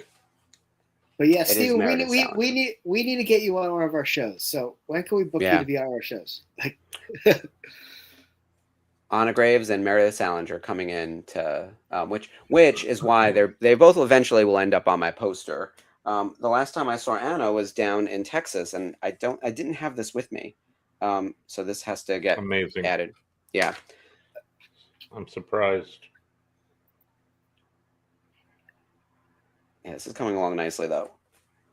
It's gonna be a lot of additions to, and then the Mando poster is coming along nicely as well. It's moving well. And Steven knows, I've shown him last time, that top corner is for him right there. So that space is reserved for Steven, right next to Filoni. Filoni is what makes that poster. If Filoni wasn't on there, I wouldn't be as hellbent as I am with like filling it with everyone else. Like it is now a must do. We're gonna go get Robbie Damon. We're gonna add everyone that we run into and just like fill this thing. I just wish it was full size. It's killing me that it's so small. Oh yeah, what is it, 18 inches or something? Yeah, it's like barely. It's like a little promo flat, and I was like, I really should have. You need to start on the 20th anniversary poster that I gave you. I am not doing that. I'm gonna lose my. There's no fucking way. So I love all these people. Here's the problem. I have so many Clone Wars signers on Rebels because there's so much carryover. I should have started a Clone Wars piece, and I regret this every time because how many times have I spent considerable amounts of time with like James and Ashley and Matt and everyone? They're all lovely, lovely, lovely. And now I really should have just done one big Clone Wars using the season 7 poster graphic and gotten everyone to sign it. And it's I maybe next year, maybe after the 50th. But like I'm working on too many projects at the moment. The Mando poster, the Rebels poster, all the other stuff that we're doing, and plus now I'm usually holding a microphone at these things. We're like interviewing people and with Boon to Eve, we're working that show. We're working hard for you people. Everyone in the chat, coming to Boon to Eve. We're working. Everybody gets to have fun, and we got to scramble like chickens with our heads cut off. Yeah. But we have fun. The thing is, we absolutely do have fun too. And it's fun to see what we've worked on come to fruition. Really, is what the fun is. And I'm gonna put this out into the universe, and I'm telling somebody. I want Steven Stanton to be on Ubuntu in the next 2 years. Yeah, nice. Just throwing that out there. Speaking of inviting him for some sort of future watch along, I happened to go to IMDb and take a look at an upcoming show that lists certain individuals in it. So that could be a possibility. Things that make you go, We don't need to confirm or deny that one way or the other officially until Monday, but until Monday, IMDb says stuff, and so usually it's pretty accurate. Yeah. I was having a conversation with a different voice actor who was telling me that, especially when you work with Disney, but it's true for some of the other studios as well, doing PR is tricky before something comes out or even during, unless you're on like a very specific clear list. So that's where I know we're always working hard for you. Everyone in the chat, we are always trying to get people to come onto the show, especially if they have a new project happening. And usually it's after the fact, unless they are part of like the wave that the PR team has identified as going out to do press. So we always talk about press tours, right? So Ariana Grande and Cynthia Erivo, I think, have set the standard for press tours for all things Wicked, right? The two of them and then some of their ancillary supporting actors were out for talk shows and this and that and whatever else. But like everything gets cleared by PR. And if you're in the movie, you can't just go on someone's podcast and be like, guess what? I was in that movie. It is a clearance process. So we are trying to figure out how to get some Maul Shadow Lord people coming, but I think it might be a minute. So yeah, maybe on the second go round.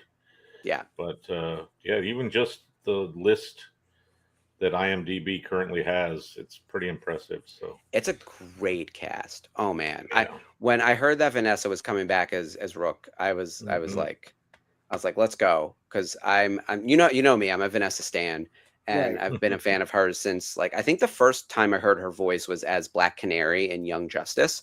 And that was my initial, and then I realized that I had known her from a bunch of other stuff as well. But I love Young Justice. It's one of my all-time favorite TV shows, and like just fell in love with her right there. And then she got cast as Hera,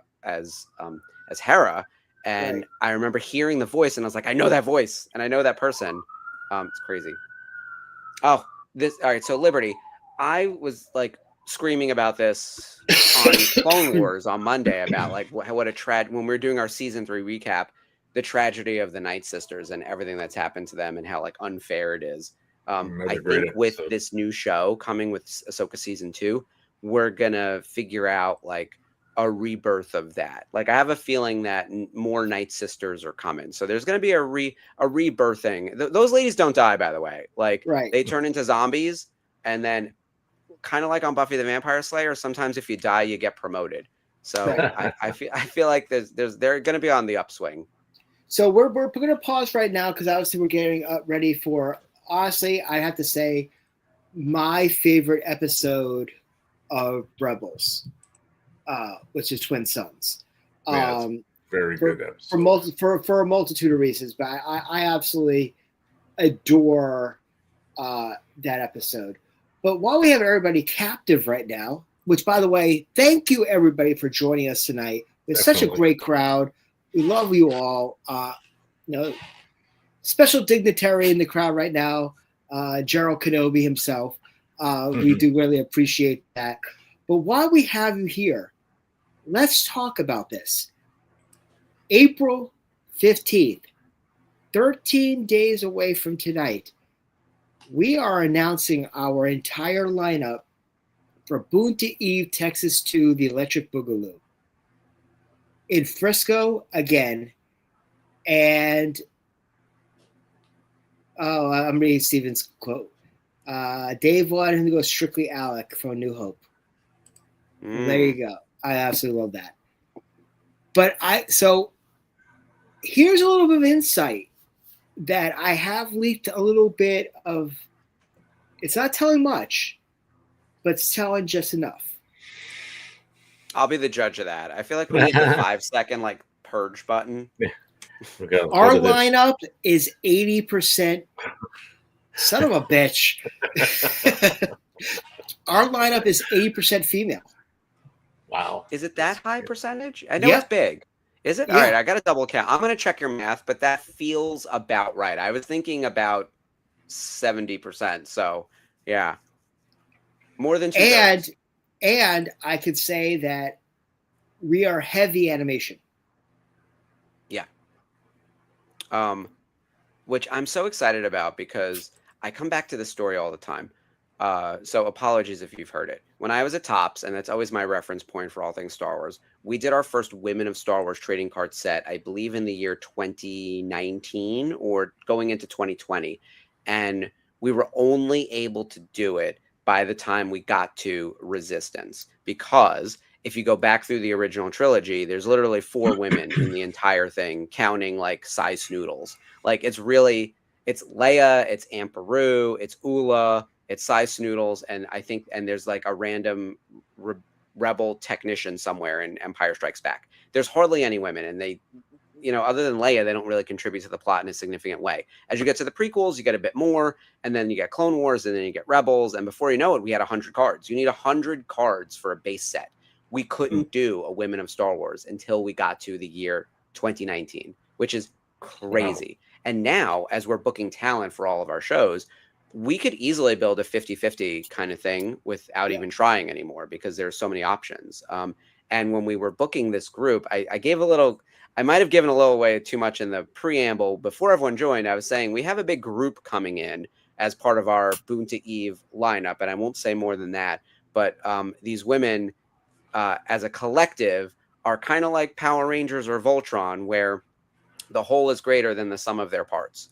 And they are all equally awesome individually, but together, oh man, is that exciting. And yes, it is a group of ladies. So I'm excited for everyone to see that group. I don't think anyone has done a show like this where it is overwhelmingly female, it is overwhelmingly animation, and it is a lot of people who don't often do these things, which is great. These are not people who are on the circuit regularly, which is exciting. One of them has never done a signing. Yeah, we do have one first timer in the mix, which is super exciting.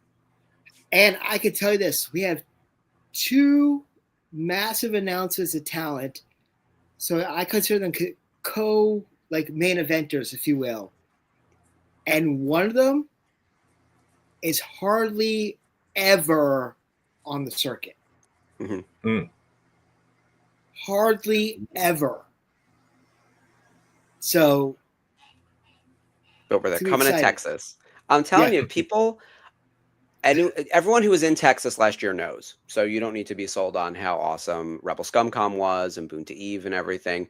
Going into this upcoming year, just seeing all of the other fan sites who are like, we got to go. We're booking our tickets. We're booking our hotels, all that kind of stuff. There's a lot of excitement in the air. And I know there's a higher capacity for the main show as well. There's going to be a lot more people headed to Texas for this summer. I can't believe we're 4 months out, by the way. Like, it's so soon. Time is flying. Yeah. I feel like we just did this. Like, how are we 4 months out? We just had Texas. How is it happening again? It's because I started booking literally probably like 2 months after we got back from Texas. I was like, all right, what's the next show looking like? And you're like, you're too early. I'm like, I know. I know. Every time we were talking, I was like, oh, it's too early to talk about that. And I was like, oh my God, it's here. Flights are booked, like, for pretty much everyone. I'm booking flights today. Like, I was like, but anyway, we're about to watch Twin Sons, which I will hold this. I'll hold this episode, but I want to go back, just quickly talk about 2 episodes prior, which is called Secret Cargo, which was the episode that ties into Andor because of Mon Mothma's speech. One of my personal favorites. I loved how they connected all that. That was really cool. I would throw season 2 of Andor up against any television show, period, because it was good television, not just good Star Wars. Even if you don't know Star Wars, you can jump into Andor and love it. And the way it does connect into Star Wars works really organically. And the way it seamlessly goes with Rebels is spectacular. And Secret Cargo is in my top 5 Rebels episodes. Like, it's one of my personal favorites. I rewatch it all the time. You know me, I'm a Mon Mothma fanboy. So like my actual spirit animal, even though not Darth Maul, is really Mon Mothma, especially when she's drunk at the wedding dancing, because I have felt that moment. I have been white girl wasted like that. Yeah. Mhm. Yeah. But White girl the wasted, fact is, wondering where your life went. There it is. Ugh. but also the fact that they dropped the hint of the Gorman massacre in that episode. Yeah. Oh, they sure did. And then we got to watch it. Look, it's too real, and I feel like we could do a whole tangent into Andor. But we got to get watching, ladies. It's 10:30. Yeah. we got to get rolling. All right, We'll be up here all so night. going into this, let's talk. We're gonna get episode 20, Twin Sons. Let's start with the 10-second countdown. Here we go.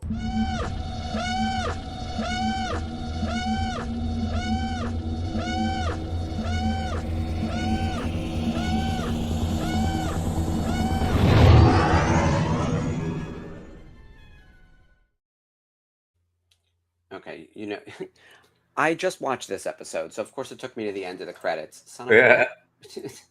Back it up. This is insanity. Yep.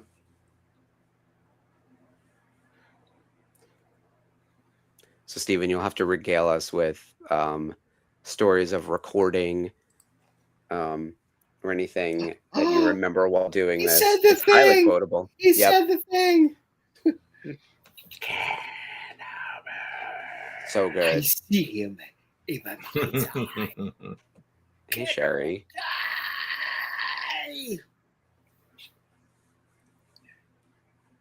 Yeah, so Sherry also had just watched this. This is a heavy rewatch for our crew. Yeah. Oh yeah, you guys are just a few episodes after this, right? This was a couple weeks ago or something.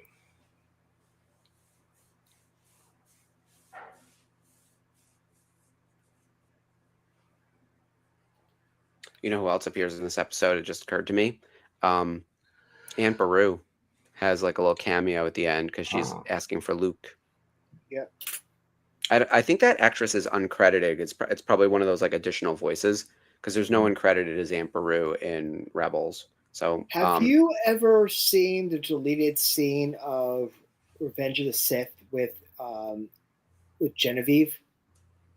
Yes. Oh, of course. Because it's her sitting around with the rest of the senators And plotting. Padme. Yeah. Bai Ling is in that as well. We were able to use them both for autographs because of that deleted scene. You can actually find quite a number of Topps trading cards with Bai Ling having signed autographs, as well as Genevieve as that version of the character.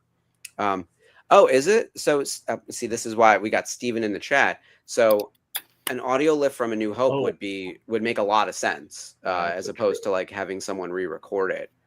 That's very cool. Okay, Jocasta Nu, you're fired. Steven, you're hired. Yeah. Yeah, I don't think there's any way Sherry could have known that. So, Steven, Sherry is our, we call her Jocasta Nu, our librarian for all things Star Wars trivia. And keeps me on task. Whenever I'm hosting something, we are talking about anything else than what's happening on screen. So she has to like nudge me back to the topic. Like that, so. Mm-hmm.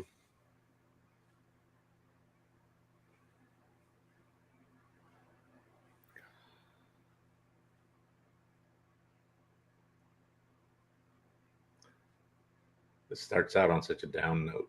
Yeah. Sherry says no fair. Yeah. Yeah, Stephen has insider knowledge.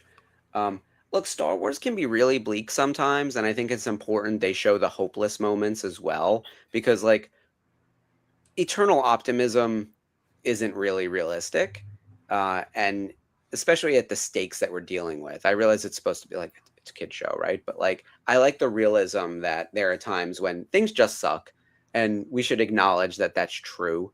And we're the only way out is through, right? Like Ezra has to face this head on. And this is 9 episodes after we just saw, so quite a bit. A lot's happened. Yeah, this season is crazy town. We're leading up to Admiral Thrawn is on their tail. They're hiding out on Chopper Base. They're which is where the Bendu lives and the giant spiders. Which, by the way, if you landed me on a planet with giant spiders, I don't care how safe it was, I'm out. The spiders, I could deal with the Bendu. He seems pretty cool. Every other creature in Star Wars does not bother me. Those giant spiders, I'm done. Yeah. That Oh wow. Oh, hold on. There we go. I'm Sorry. gonna click it. I know we all have button pushing. So this is amazing that it was just Taylor, Sam, and Steven in the studio to record this. And you can feel it. There's chemistry between the three of you. It's amazing. Mm-hmm. That stuff always comes through when they actually let it happen. Taylor, when we had him on the show, back when we were still doing Rebels Revisited, talked a lot about the recording process and how really helpful it was to have everyone around and doing lines together and being able to bounce off each other and find the rhythm, find the emotion.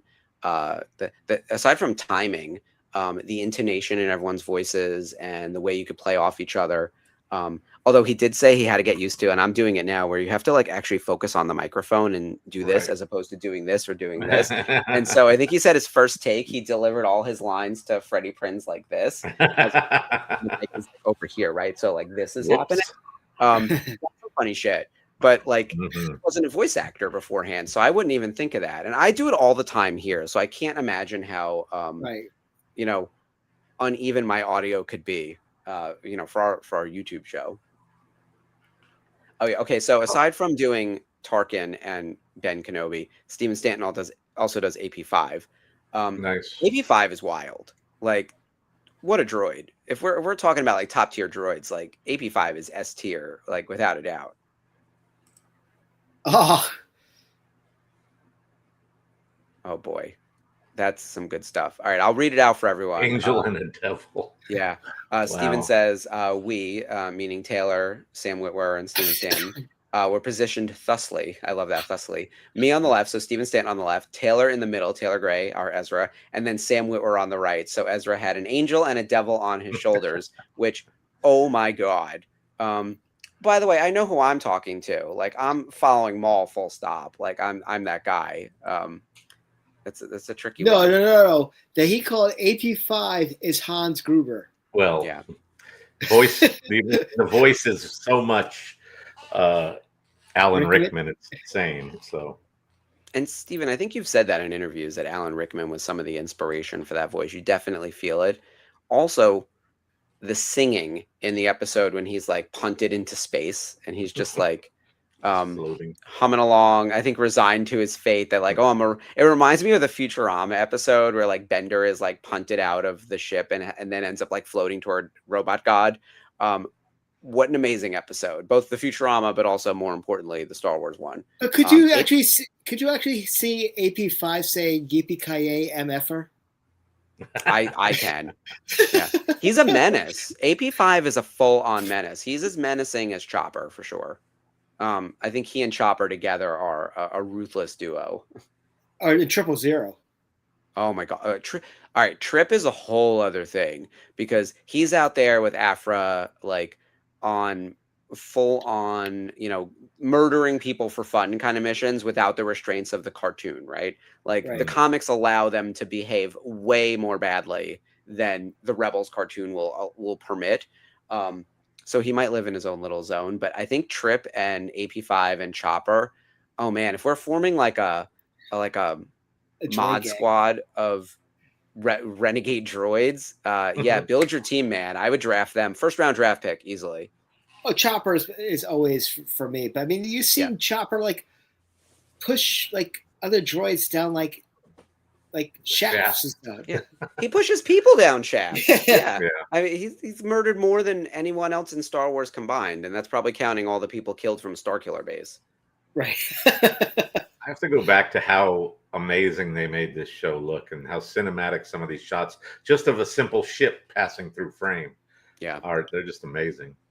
And we're coming up on over 10 years ago. It's been 10 years at this point. Yeah. Like, the animation is incredible. I'm excited to break out my Ezra cosplay for Texas. I got a couple add-ons that I'm working on. I want to get the. Are they actually gonna stick on?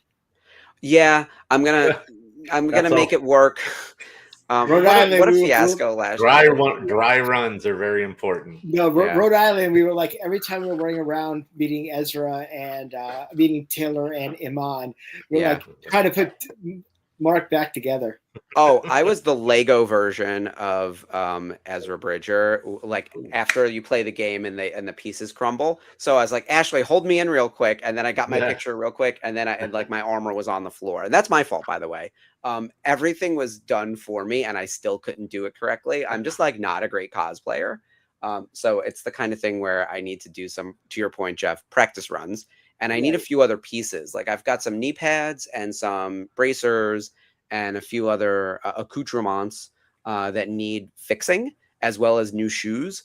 And considering I'm going to be on camera as much as I was last year, I really need to get my shit together and really deliver on Ezra. It's why I've actually been growing out my hair to see if I can do the long hair Ezra, and it's not working, you guys. Like this hair has been nothing but a fiasco. So I think I'm going to go short hair. But let's talk about now.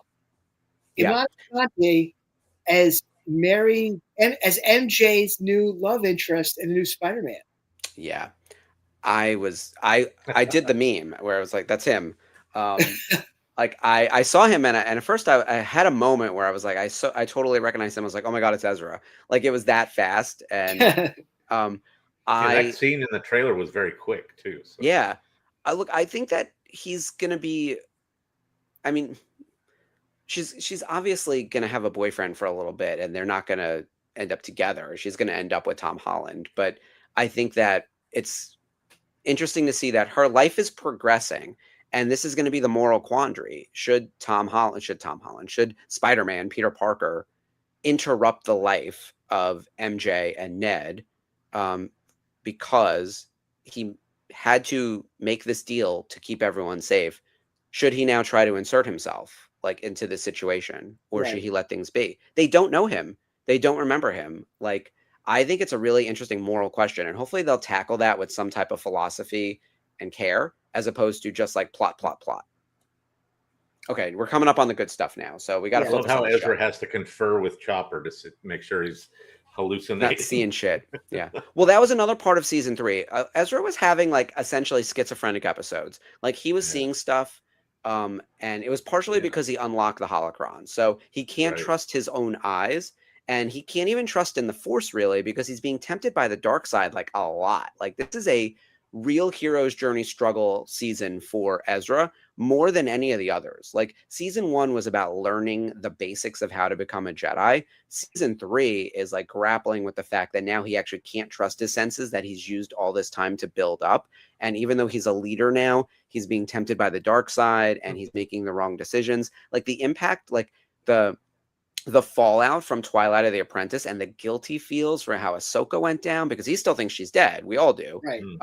He's carrying all that with him. There's a big burden on him, and they're hiding out on this planet. They're losing. Like this is the Empire Strikes Back middle of the zone where everything is going poorly for our heroes, especially Ezra.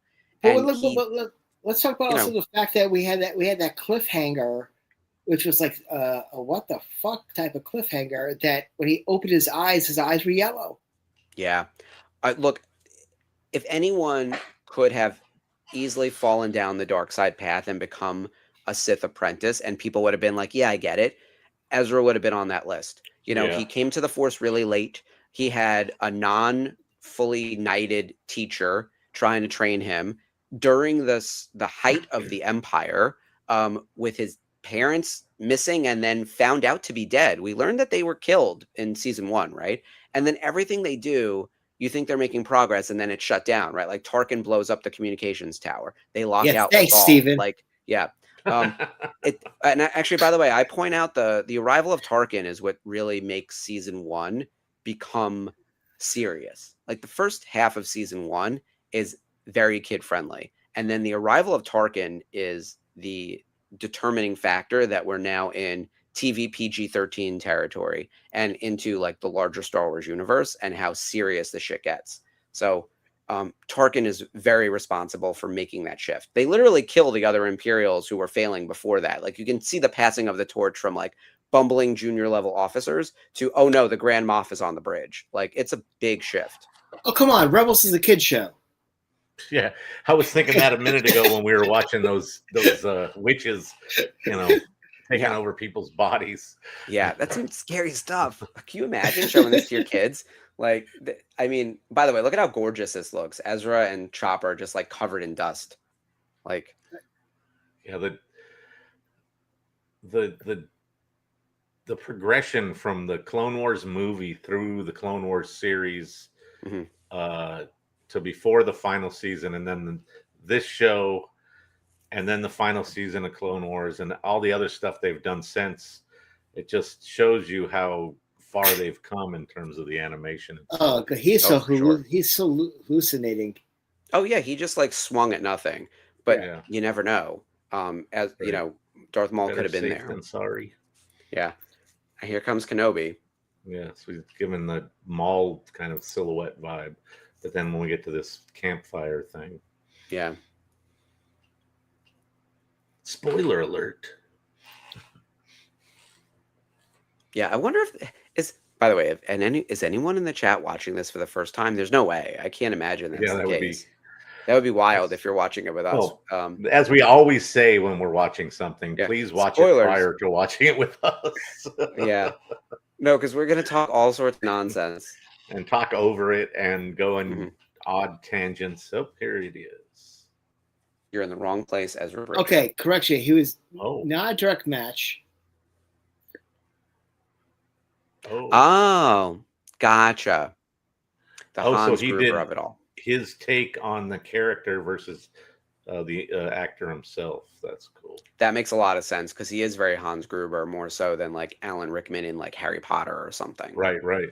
Yeah. Yeah, he's not Snape, that's for sure. Yeah. He's the Metatron from Dogma. Dogma. It's funny that top tier. That when we were talking about that graphic earlier, and Dave brought up the idea of some swag possibly that's related to of all things Die Hard. So yep, that we have to do that. I'm sorry, this dialogue's hilarious when he's like, "You're the one who's gonna end the Sith," and Obi-Wan Kenobi's like, "That's the first I've heard of that." It's so snarky and dismissive. I just love it. He's like, "What now? I have to take care of these fucking twins. Everything went to shit. Yoda's on Dagobah. Like, this is a nightmare." Well, it's like also like when Luke says to Rey, he's like, "What do you think I'm going to do? Go after the entire Empire with a laser sword?" Mm-hmm. And what does he do? He sure does. Yeah. This poor man can't catch a break. Like, by the way, we were rewatching the Obi-Wan Kenobi series, not recently. I guess it was last summer or whatever it was.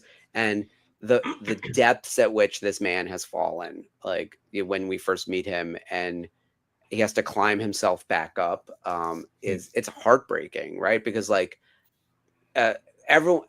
everyone was devastated, but like he's been through it more than anyone. If you rack up the losses, like the L's that live in the Kenobi column are enormous. But here he's so focused and so calm. And like, in order to get to this version of Obi-Wan Kenobi, we had to watch the Obi-Wan Kenobi TV show and see what and it's him meeting little Leia, kind of like the transition and what kind of that was him. That was like the biggest swerve, because we thought that was gonna be a very much a Kenobi Luke story. Yeah, and it was not. It was definitely they swerved us, and I think in a good way. I like that we got him off world and we got to see motivation. Meanwhile, Maul, still doing the Mauliest of Maul stuff, is just, I'm here to kill you, Kenobi. He's got nothing else on his mind. This man's been after one thing for 10 years, it seems. Single focus. Yeah. Steven's saying that when AP sang in Double Agent Droid, there was no musical guide track, so he sang it several ways, even belting it out Ethel Merman style. And that Kevin kind of wrote the music around it. That's amazing. That's those incredible. Kiners are insane talent. Everything's coming up, Kenobi, for me and for you. For I hope it's just like that. Or something out of something more Sondheim-y, where it's just like lots of words, just super fast. Right. I love how quickly Maul figured it out, though. The reason you're here is that you're protecting someone, and then the lightsaber goes off. He's like, "Yeah, and I'll fucking kill you." Like, there's no way you're gonna yeah. But the thing is, he goes to old school old stance, lures him in, goes right from there, and he goes right into goes right into the Qui-Gon. So he psychs out Maul.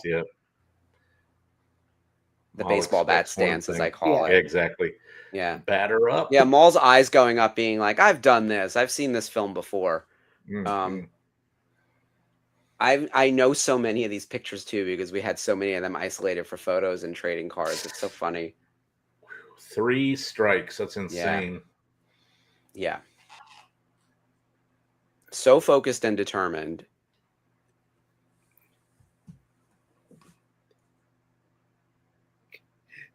He's like, F your saber. Mhm. It's like, yeah, it needs to get cut in half again. Whoa. Hi, Dave. I like that Dave came in to say the most controversial thing of the night. So I think this is a fair question. I think in the eyes of Kenobi and in the eyes of Maul, Luke might be the chosen one. Anakin failed at being the chosen one, and so now it goes to Luke. He's the one who's going to save us. I think Anakin still is the chosen one, but it requires Luke to be involved, right? The situation I think about that is that in part of their prophecy and their blindness to the whole scenario, they thought it was going to be an easy, he's going to fix it, it's done, boom, not realizing that this shit takes time. Mm-hmm. Yeah. And by the way, we're still fighting the same war 30 years later. It just keeps recycling, like Maz Kanata said. It just keeps taking new forms and getting stupider somehow. Yeah. So Liberty pointed out the way he holds Maul after he does that fatal strike. Yeah. And it's like he's that was a that callback. empathy comes out. Yeah. That was it's a very callback religious coded too. Like Yeah. it feels very Mary Jesus. Like it's got a lot of that. But yeah, I just love everything about it. The quick fight. I mean, Sam Witwer gave like a dissertation that was longer than the actual fight as to why that fight makes sense. Right. Everyone should go watch that video if you haven't seen it already. But he also gave him and Dave did a great dissertation about what the actual meaning behind the Duel of Fates was. Mm-hmm. Mm. It was the fate of Anakin. Yeah.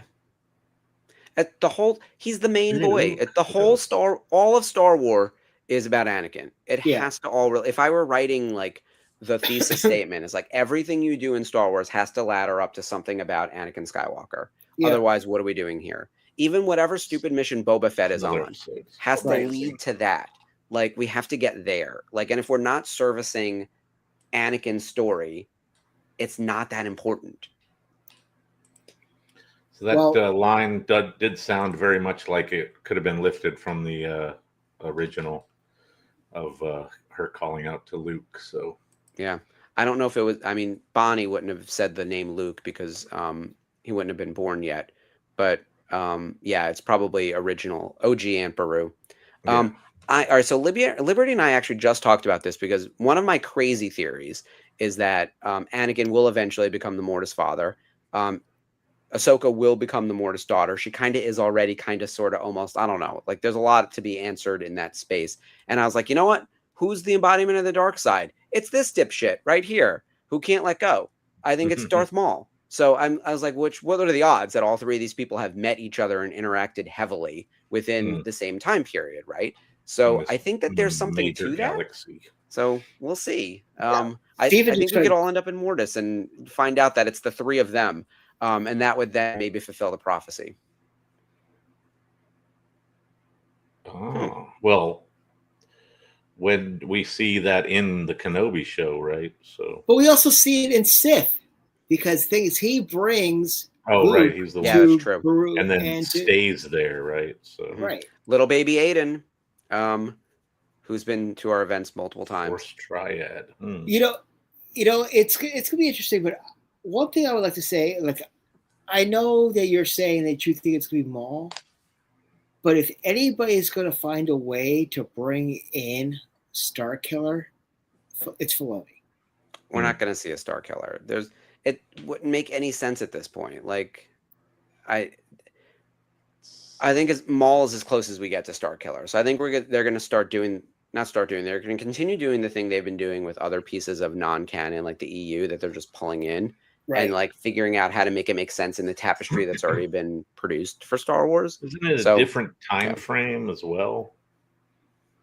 Starkiller would be after this point. I think so. Mumbo Jimbo is correct. Sam Witwer voiced the Mortis son originally. That was actually his first, I think, Clone Wars credited voice acting gig.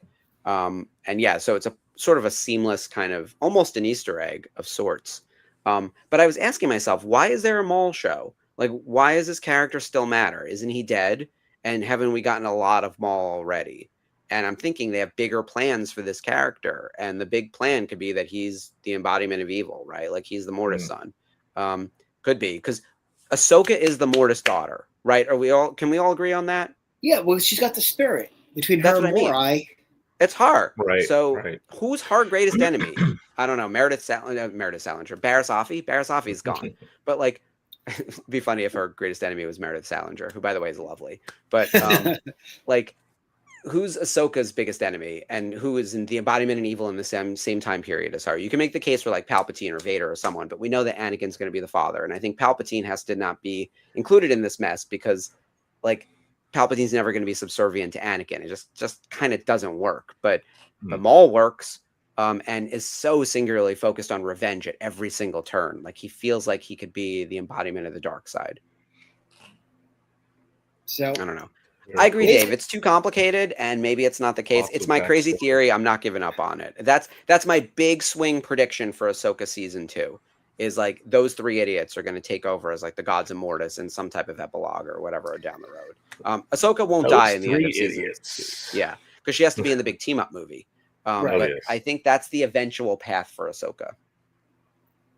Well, those are 3 amazing episodes, I have to say. Yeah, Lots this was of fun fun to watch. This is So, why thank you for wanted joining to do us, a Mark. Rebel show to begin with, right? It's content like this. So Yes, exactly. So I wanted to also plug that we didn't talk about this, but at Ocala Comic-Con, Rory is signing the new Bale and Skull. That's awesome. Oh, trippy.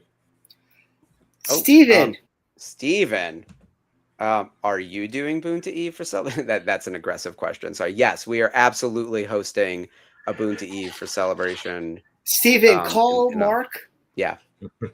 I'll message you right after this. But yes, we have plans upon plans upon plans for Los Angeles. So many plans. And yes. Yeah, but Texas soon. Yeah. Like I said, I put it out into the universe. I want you to do one of our Boontas. So Mark's going to reach out to you. Yeah, let's not put him on the spot here with all these people watching. Oh, I'm absolutely doing that. I am volunteering him.